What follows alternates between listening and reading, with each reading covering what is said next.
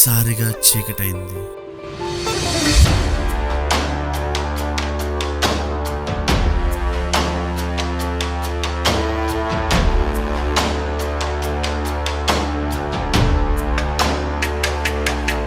లోకం మొత్తం నాదే, అసలు నా లోపలి జీవం మొదలు అయ్యా నేడే మీకే అలుసు. నా కోపమే మీకేం తెలుసు, పేగు పేగు నాతో కలిసి నా నెత్తురే మీకే పంచి పెంచా నాపై దుమికి రాక్షసులా.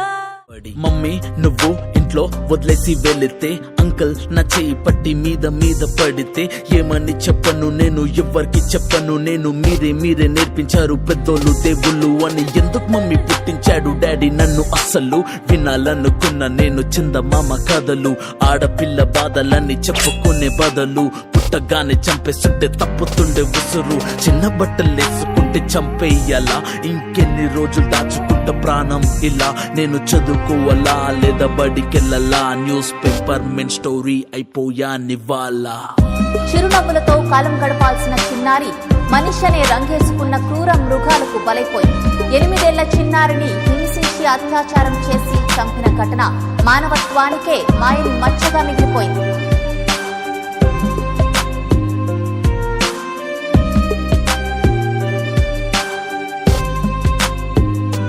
భయపడి తల తెచ్చి కాళ్ళ మీద పడకు, ఎగబడు తన్ను వాణి బలిసిందార పాడకో. ప్యాంటు చెప్ప తిప్పగానే మొగ్గాడు కాదు, గల్ల పట్టి కొట్టుడు గుట్టు జోలింక సల్రాడు.